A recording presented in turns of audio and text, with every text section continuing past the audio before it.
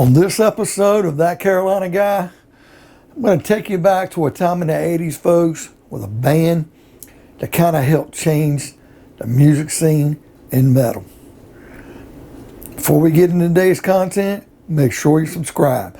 It doesn't cost anything. Hit that bell notification, be notified of future videos like this.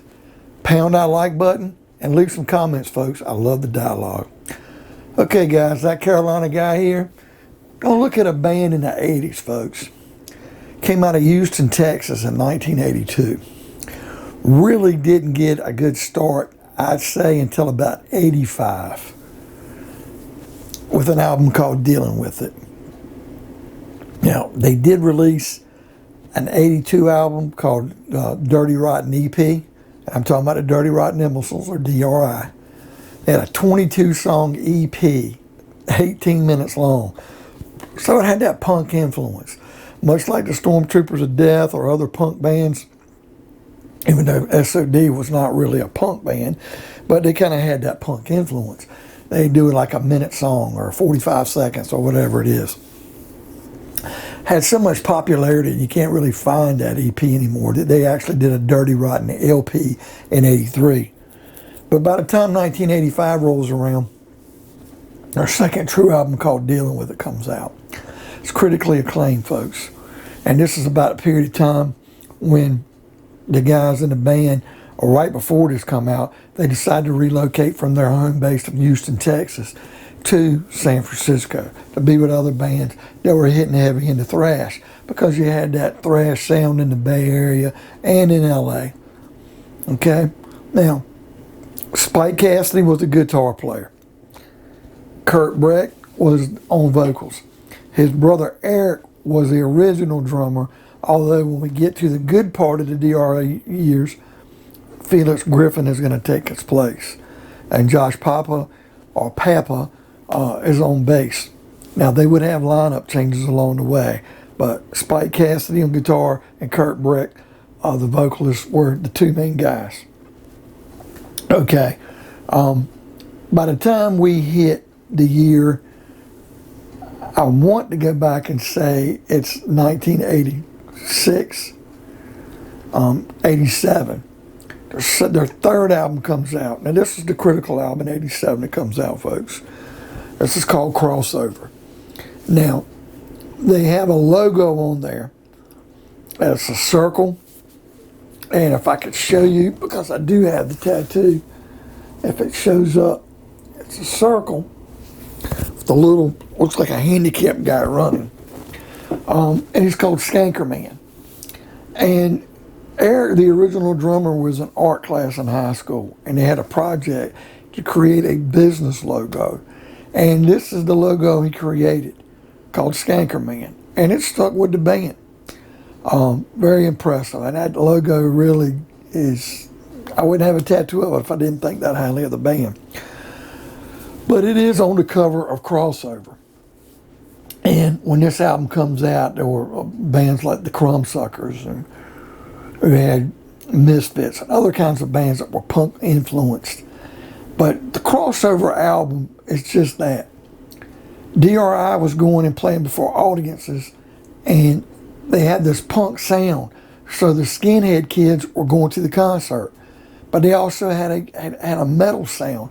So the long-haired kids were going to the concert. And it was a crossover. It was a crossover for some punk kids to get into metal, and for some metal kids to start picking up and listening to some punk. And they were a band that had that influence of a crossover from punk to metal, or back from metal back to punk. Now, Crossover had some good songs on it, folks. They had a song on there called 5-Year Plan.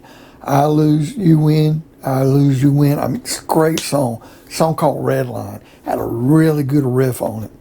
A song called Tear It Down. It builds and goes down. It's awesome with the music.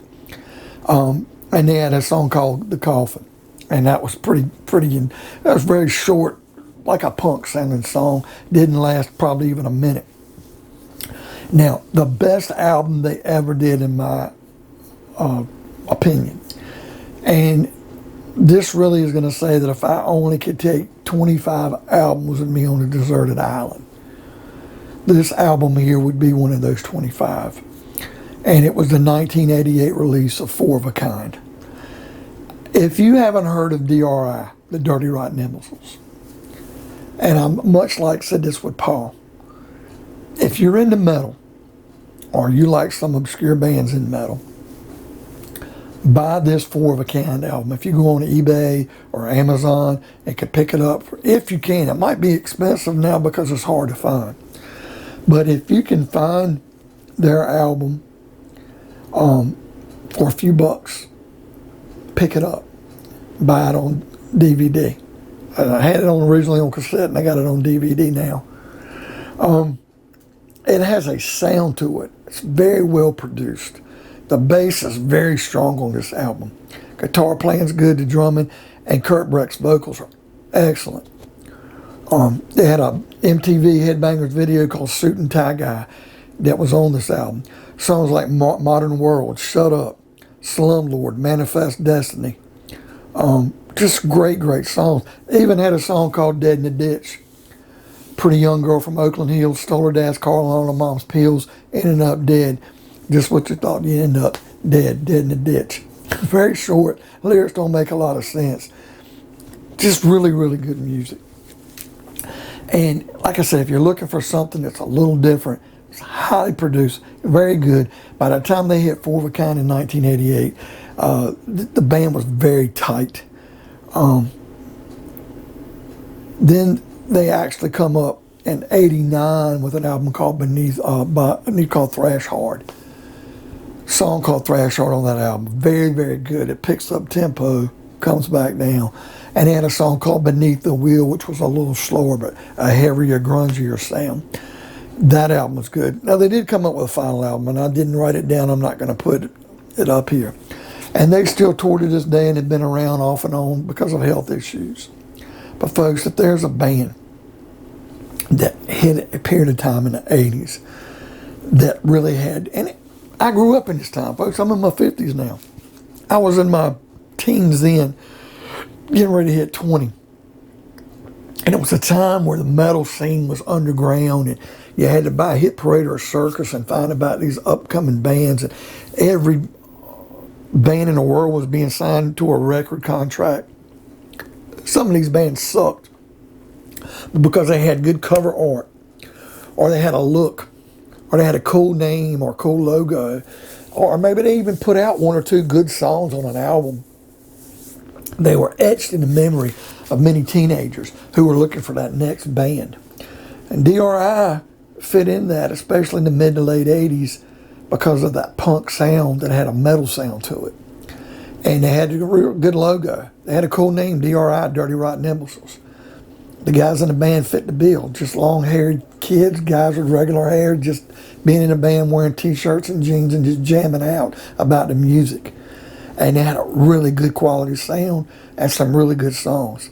And they just lived in that era of the mid to late 80s of just being an awesome, awesome band. So folks, if you get a chance, pick up DRI, especially the crossover album, but more importantly, Four of a Kind. Great album. So folks, what do you think of today's video? Have you ever heard of DRI?